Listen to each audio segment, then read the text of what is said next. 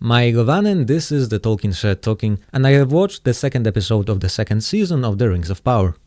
I consider it to be the best episode of the series, because so far it is the shortest one.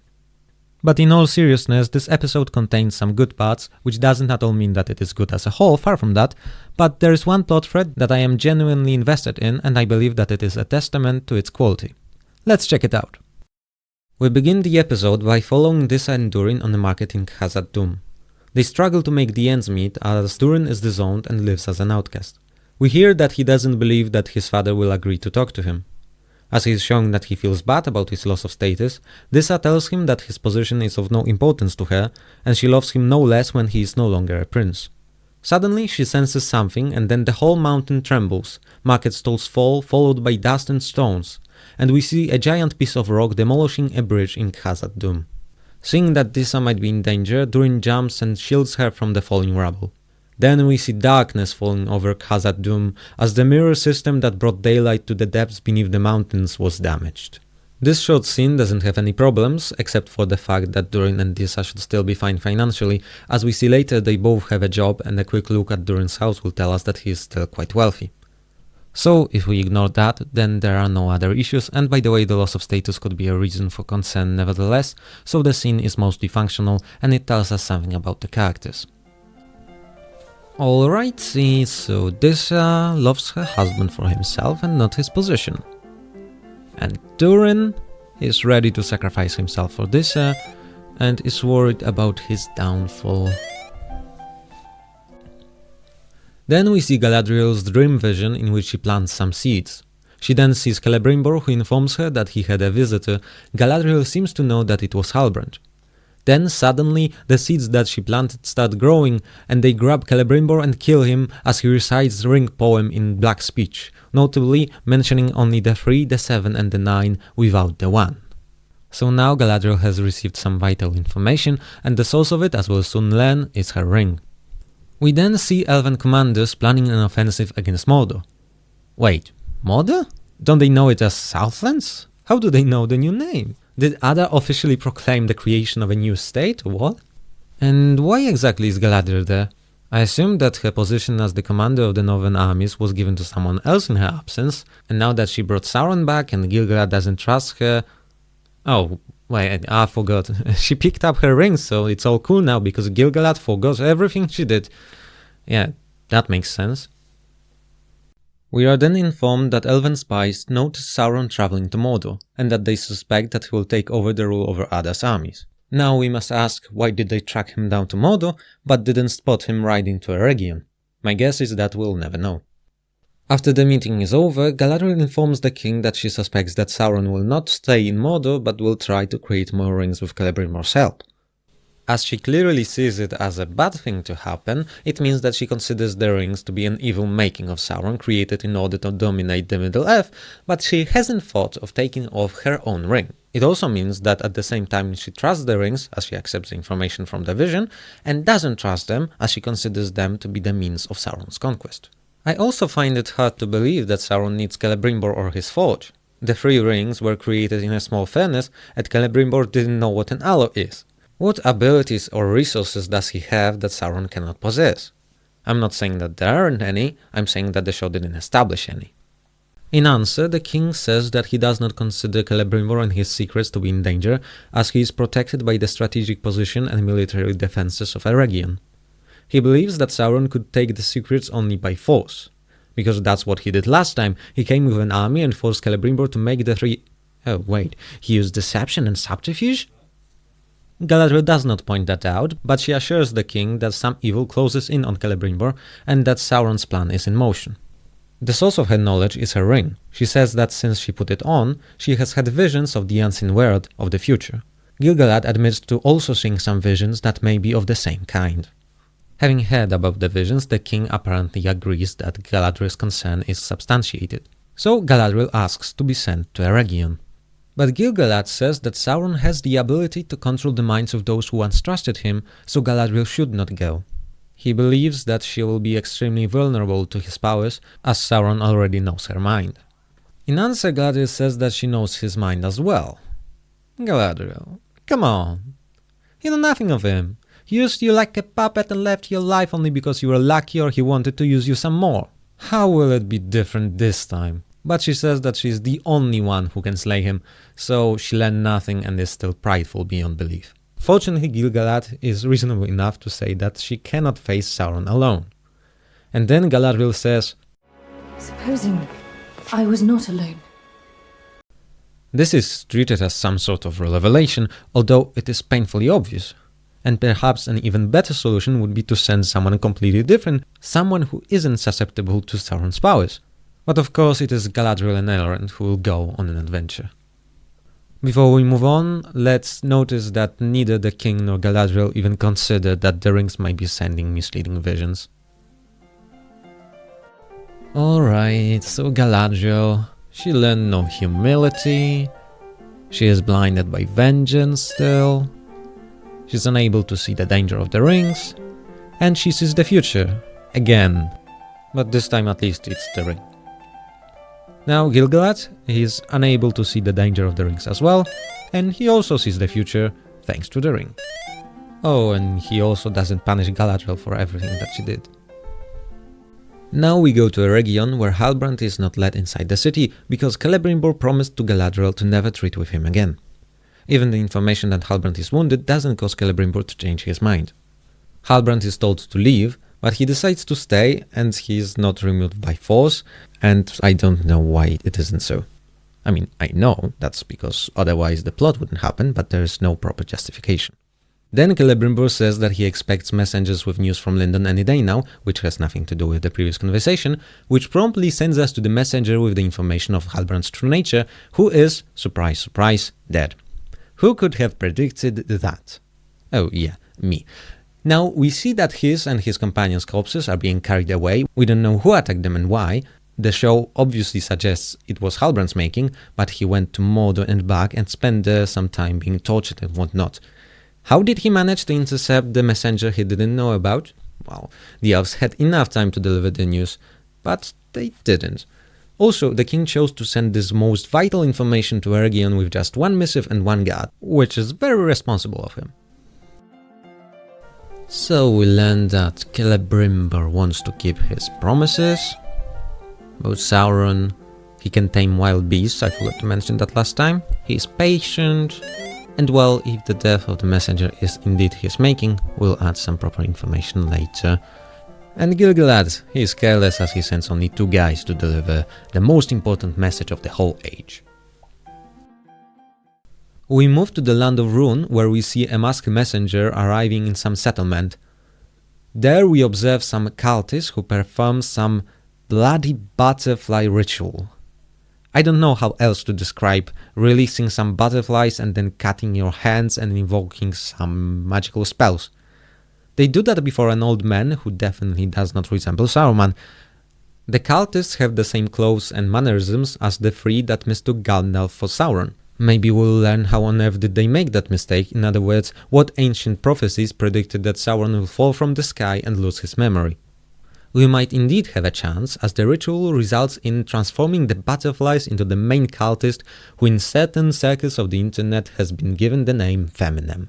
On a side note, what the hell is going on? Butterflies, blood and resurrection? What is that? This feels so out of place in Middle-earth.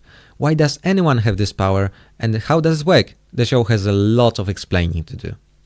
Feminem delivers the news that Sauron has taken on a new form, and we also learn that the wizard is aware of Gandalf's arrival. Then the masked messenger offers to bring Gandalf, whom, as he says, he will force to submission by threatening to kill Nori and Poppy. I mention his plan for no particular reason. Then we see our hobbits and Gandalf traveling. Nori proposes different names by which he might refer to Gandalf, but he rejects all of them and says, "No one can give you a name. It is yours already." He then claims that once you hear your true name, your heart will glow and you will know it is yours. And that's simply not how names work.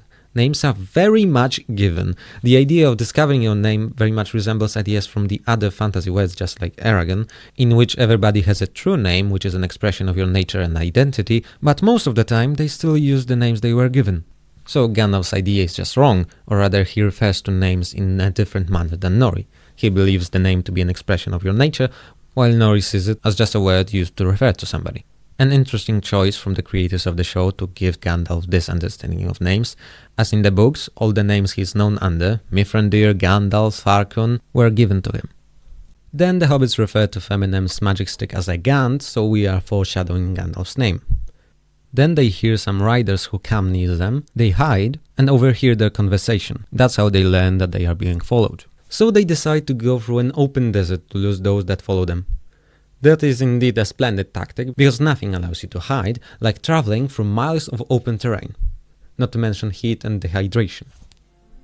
Alright, so now we know that Nori is good at hiding, and that Gandalf doesn't know how names work.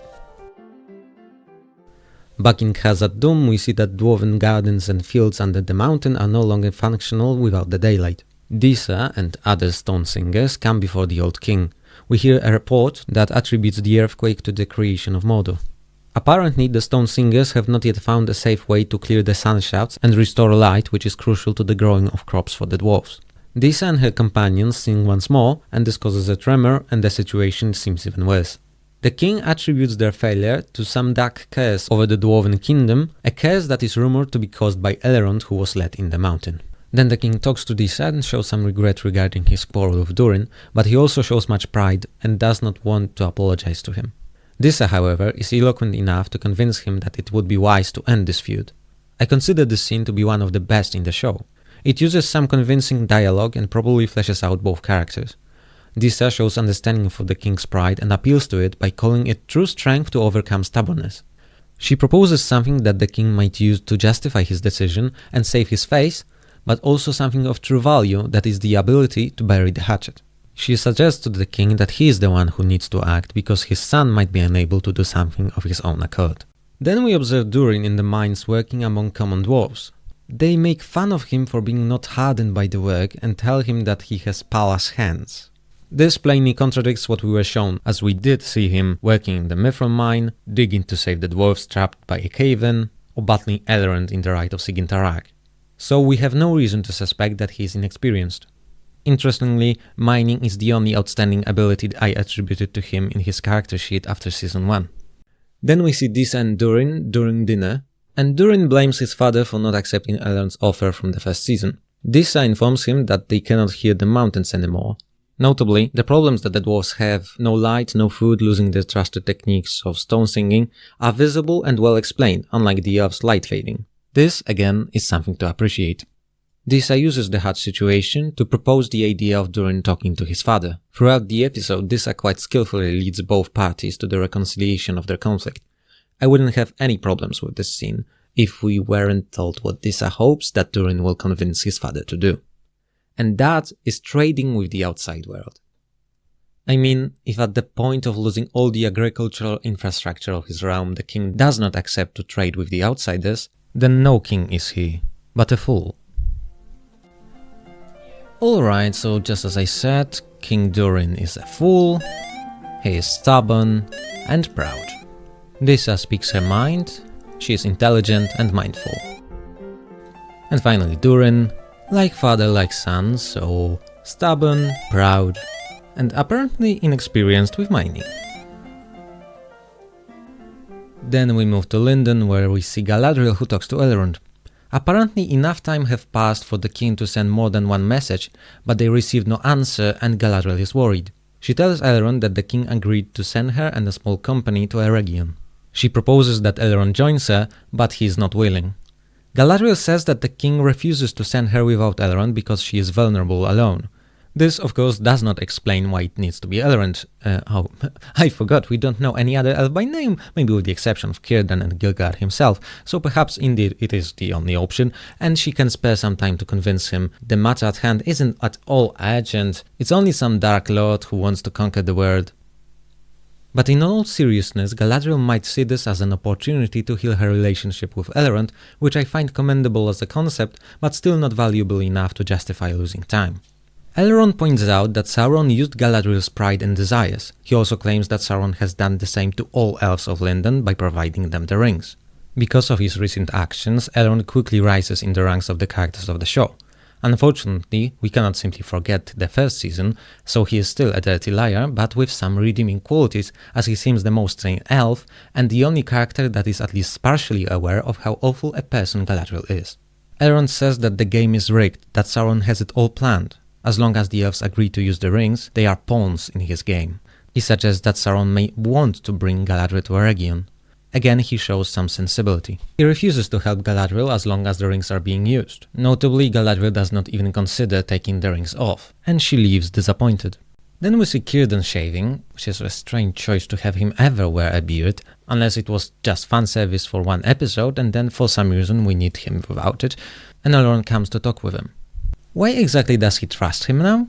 Shouldn't he hold a grudge for not destroying the rings? But apparently everything is okay between them. Círdan asks if Elrond does not wish to live in beauty that was saved by the rings.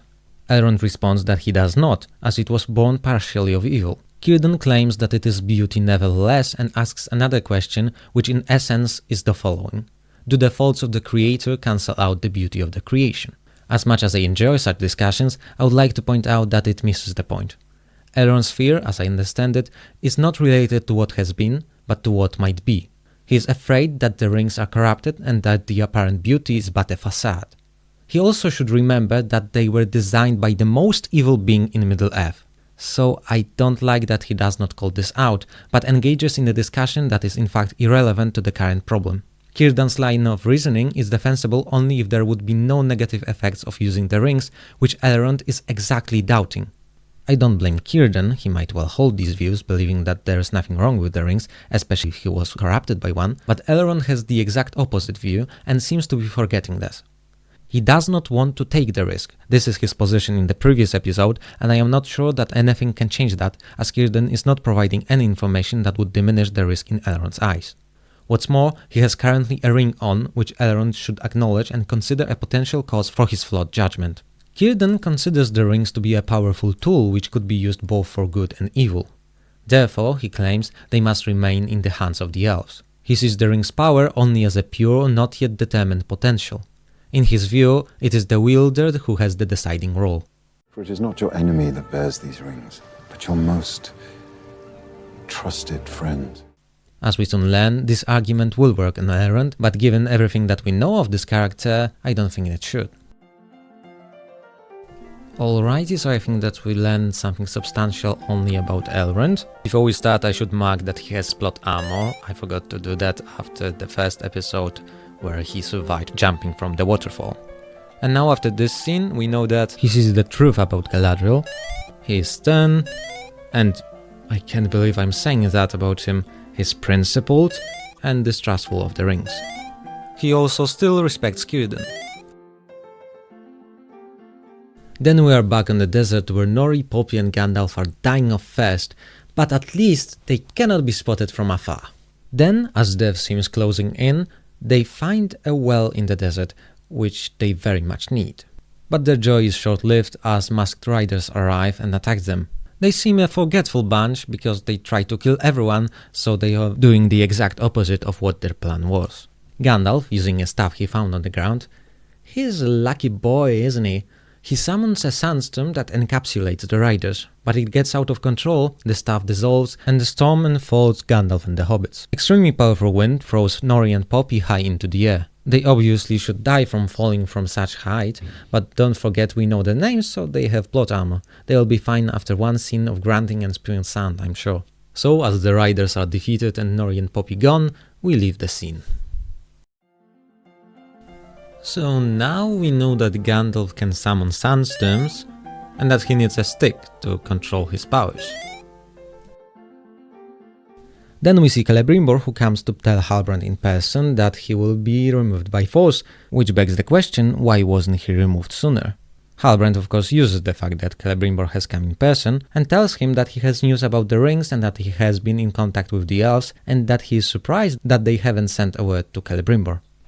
So Halbrand uses Celebrimbor's passion for the rings to tempt him. It is also heavily implied that it is him who is behind the attacks on the messengers from the king. Halbrand claims that Celebrimbor was used and forgotten, and thus he plants a seed of animosity between Celebrimbor and the others. Then, as Halbrand appears to be leaving without disclosing any more information, he is called back by Celebrimbor and invited inside. Halbrand then informs Celebrimbor that the rings worked fantastically, again feeding Celebrimbor's ambition. Let's stop for a moment and notice the fact that Celebrimbor did not know that the rings worked. It means that the light of Valinor fading and its restoration were left unnoticed, once again showcasing how poorly this idea is presented. Regardless, Celebrimbor is overcome with joy.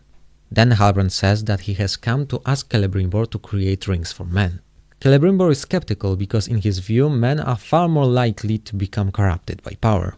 During the course of their conversation, Halbrand reveals that he also knows the troubles that the dwarves of Khazad Dûm experience. It is unclear how he learned about them. Then Halbrand says that his name is not in fact Halbrand. He says that when Galadriel discovered his identity, she was furious, and that is why she cast him out and forbid Celebrimbor to talk to him. He claims to be an envoy from the Valar that was sent to fight the evil in Middle-earth. Celebrimbor does not ask why did Halbrand pretend to be a Southlander, a king and a mortal, why did he hide the truth, and why did he infuriate Galadriel so much. These questions are vital, and if they are not asked, then the show has yet another major issue. Then Halbrand says that creating and distributing more rings of power is the only help against the growing evil. Then, to convince still doubting Celebrimbor, he takes on a different form. From the fires of the forge, assisted by rays of supernatural light, he steps out, resembling now more an elf than a man. He also once again appeals to Celebrimbor's ambition as the greatest smith in all Middle-earth, and calls him the Lord of the Rings, and introduces himself as Annatar, the Lord of Gifts. This scene has some well-constructed parts. It is much more coherent than, for example, Sauron's plans regarding Galadriel, Númenor and the Southlands. But if the crucial questions are not asked by Celebrimbor and not answered properly by Sauron, which seems very hard to achieve, then this scene is suffering immensely from all the faults of Season 1. Alright, so now Sauron gains a new alias. He'll be henceforth known as Annatar. We can also note down that he is manipulative, but this was quite obvious already. What's new about Celebrimbor? He's quite proud, dedicated to his craft and susceptible to flattery. Then in the penultimate scene we see that Elrond agreed to go to Eregion with Galadriel, but the king assigned him as the commander of the mission, which Galadriel doesn't really like. This scene is short, but it does provide some information about the characters. So, Galadriel is petty and insecure. We already knew that, but I wanted to point out that she does not change. And Elrond, he's not so principled anymore, as he accepts to be sent to Eregion, which is in itself damaging, and does not even demand that Galadriel takes off the ring or gives it to somebody else. It's like he forgot his previous doubts. It seems really moronic to confront Sauron while Galadriel has one of the rings that Elrond considers to be corrupting, evil and serving Sauron's plans. So Elrond is not so smart. Also, Gil-galad, he trusts Elrond with the mission despite his actions in the previous episode. Again, really strange and forced. In the final scene, we see dwarves receiving Celebrimbor's invitation to come to Eregion. So, summing up the plotlines, Halbrand didn't need to go to Mordor, he could have simply made a few wounds on himself to appear injured, and the story would have gone the similar way without many of the issues. So far, not even a hint of an excuse exists that could justify his journey to Mordor. Halbrand, Annatar, tricking Celebrimbor depends on somehow intercepting all the messages, Celebrimbor not removing him by force, and then asking no reasonable questions about Halbrand's previous moves. Gandalf and Hobbits plot isn't as much boring as before, in turn it is more illogical. We also learn that there is a new wizard in town and that he wants Gandalf submitted to him. Elrond is currently the best elf of the show, as he is the only one that points out how full of herself Galadriel is, and questions the use of the rings. Unfortunately, there is not much of a substantial discussion regarding the topic of the rings, nobody even considers taking them off. Finally, the highlight of the episode, the dwarves. Although there are some issues, the character work is mostly well done and I applaud the show for that. Mostly because of what happens between Disa, Durin and his father, I consider this episode to be the best so far, but it still isn't good. Even the dwarven storyline does not hold up and most of the characters make stupid decisions. The show still avoids pointing out how much time has passed and how long does it take to travel from one place to another. So there are many parts that are not working, but in some places there's also something good and worthwhile. In the dwarf story, there are not just lines but entire scenes that are compelling and entertaining, and I want to see it more. Amazon, make a show about dwarves, not rings. Alright, so there you have it, that's my review of episode 2. As soon as I release it, I intend to start working on episode 3, but it will take some time, as I am unable to release those much faster than one a week. And that's the way it's going to stay, unless it gets worse, because I will have probably less time in the future. But I still intend to finish the series, I have fun making these, and I hope that you have fun watching them as well. There's not much more left to say, so I hope to see you again very soon. Fare you well, Nova Air. So now Galadriel has received vital information, and the source of it, as we will soon learn, But in all seriousness, Galadriel might see this as an opportunity to heal her. Then in the penultimate scene, we see that Elrond agreed to go Eregion with Galadriel. Subscribe right now, you little Hobbitses.